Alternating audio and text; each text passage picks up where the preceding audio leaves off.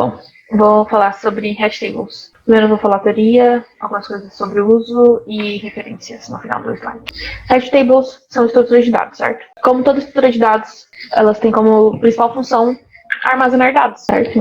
Armazenar informações. Só que um dos principais pontos das estruturas de dados é a maneira que elas têm, que cada uma tem de trazer de volta a informação, um dado que foi guardado ali, né? Buscar aquela informação de volta para poder fazer algum uso. E acontece que nas estruturas mais convencionais, como a pilha, a lista, as buscas elas ocorrem de forma linear, ou seja, nesses casos eles têm que ver elemento por elemento para verificar qual elemento é de fato compatível com aquele que eu estou buscando, certo? E isso acaba demandando uma grande quantidade de recursos computacionais. Você tem que passar toda a lista, toda a pilha. No caso, quando a gente trabalhando com pequenas quantidades, não é tão perceptível, mas a partir do momento que a gente começa a trabalhar com uma quantidade muito grande de dados, nos bancos de dados, por exemplo, começa a ser perceptível. E no caso, a hash table, ela se dá de uma forma diferente, ela não é linear como essas outras coisas que eu comentei. Na hash table, os dados são inseridos e buscados através da hash function, que eu aponto aqui. A hash function, ela basicamente recebe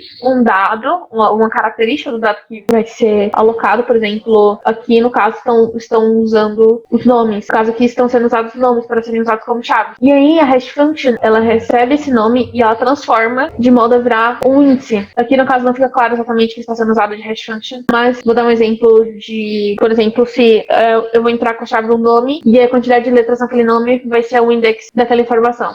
No mesmo cenário aqui, estando guardando o nome e um telefone. Então, por exemplo, se eu usar o meu nome como chave, Carla tem 5 letras. Então, nesse sentido, a hash function iria apontar para o índice 5, certo? E assim ela vai alocando, ou seja, o que torna uma busca muito mais otimizada é que eu não precisar buscar de novo o telefone, por exemplo, do John Smith, eu não vou precisar ler todos os elementos que eu tenho aqui na minha tabela para encontrar onde que está o telefone do John Smith. Eu posso simplesmente pegar o nome do John Smith, a chave do John Smith, aplicar a hash function e descobrir instantaneamente, não, mas descobrir de uma forma muito mais rápida, muito mais eficiente, onde aquela informação está alocada. Por exemplo, aqui está sendo apontado para o número 2, e assim sucessivamente. Então, só que o que acontece é que, idealmente, a hash function, o funcionamento ideal da hash function é que, para cada valor que é apresentado a ela vai apontar para um índice diferente. Só que isso é muito complicado de conseguir. Construir uma hash function que, recebendo milhares e milhares de outras chaves, possa indicar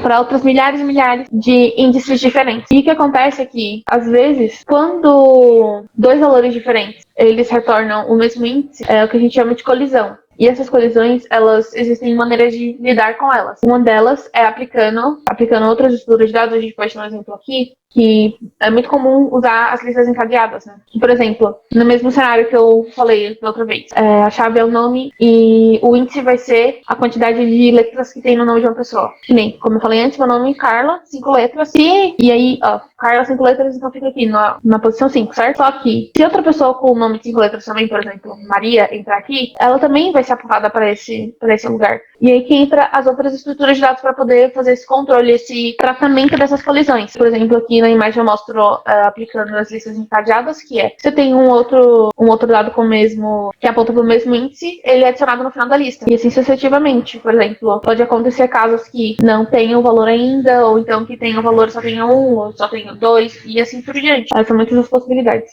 Vou mostrar aqui um pouquinho a aplicação, né, no caso. O Java tem a hash table, como eu importei aqui e tudo mais, e aí é basicamente passar o tipo que vai ser a chave e o tipo que vai ser o valor que vai ser guardado, né. Isso aqui é próprio do Java mesmo. Aí, para ficar mais fácil de visualizar e testar algumas coisas, eu tentei implementar aqui, eu vou mostrar aqui. Aqui eu criei essa classe hash, e ela é basicamente, fiz bem básico, né. E ela tá aqui, tipo, ela tem a tabela dela, que são tabelas de itens. No caso, o item, ele tem o nome, o telefone e o ponteiro para o próximo item, né? Como a gente falou, como eu falei anteriormente, que vai ser usado a hash table com a lista encadeada para poder tratar as colisões. E aí o que acontece? Quando eu iniciava aqui, com o sistema normal, aqui, tudo mais, eu defino que o tamanho dessa minha tabela vai ser 10. E aqui eu inicializo tudo mais tabela. Aí eu tenho essa função aqui, em getIndex, que é basicamente a nossa hash function. Vou botar essa aqui. Porque ela quem traz um index de acordo com a chave. No caso aqui, elas podem ser feitas de muitas maneiras, né? Mas aqui, para ficar bem simples, bem visível, eu coloquei para que o index seja o tamanho do nome. a quantidade de letras no nome, né? Aí aqui eu tenho adicionar item, que recebe o nome e o telefone que vão ser adicionados, né? No caso aqui a chave e o valor. Aí eu uso aqui para pegar o index. E se naquela posição da tabela ainda não tiver nenhum valor, né? No caso, se ela estiver vazia, eu adiciono ali mesmo. Mas se ela tiver, eu adiciono no final, eu percorro aquela lista daquela posição da tabela e adiciono o novo valor no final. Aqui eu tenho outros métodos que eu vejo o tamanho da lista pelo index de uma tabela, imprimo a lista no index especificado. E a busca do telefone, que eu acho que é o mais importante de apresentar aqui, porque no caso o telefone é o meu valor que precisa ser armazenado, né? E o nome é a chave pelo qual eu ordeno e organizo os meus valores. Aí aqui eu declaro esse auxiliar, que vai ser o valor da tabela naquele índice segundo aquele nome. O nome que foi passado, né? E aqui se o nome foi achado ou não, pra ficar mais fácil de gerenciar, né? E enquanto o nome não for achado e o auxiliar for diferente de null, eu percorro e vou verificando, né? Se o nome do meu auxiliar aqui, do meu item auxiliar, for igual ao nome que eu passei, então o nome foi achado e ele para de percorrer, né? Caso não, continua, o auxiliar recebe o valor do seu próximo. E assim vai até achar ou até que acabe. Se o nome foi achado, então o telefone, a pessoa que passou o nome, foi achado. Se não, ele apresenta aqui que o telefone não foi achado. E aí no final eu tenho que remover item também. E aqui na principal eu faço o seguinte, que na verdade eu não chego a usar, né? Esse aqui, ó, a classe hash que eu implementei. E aí eu adiciono esses itens aqui com esses números que eu vou até mandar aqui, fica mais claro.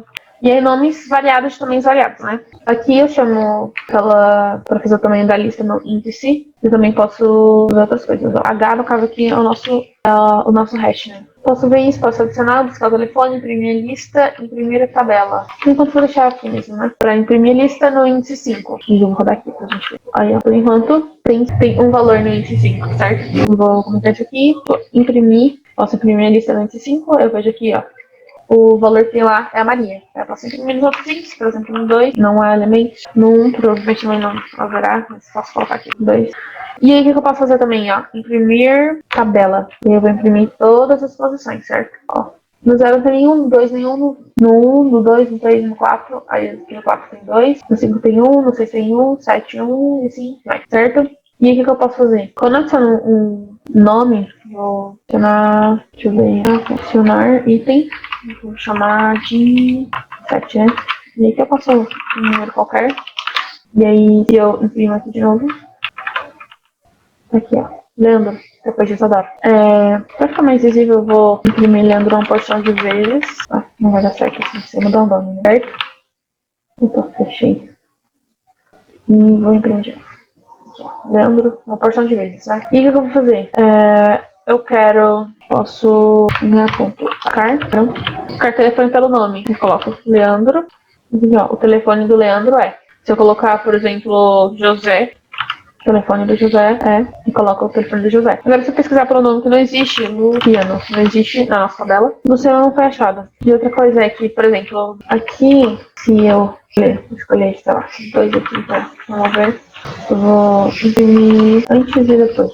Ó, imprimi aqui a primeira vez, tudo mais, ó. Leandro 2 foi removido, certo? Leandro 2 aqui, ó.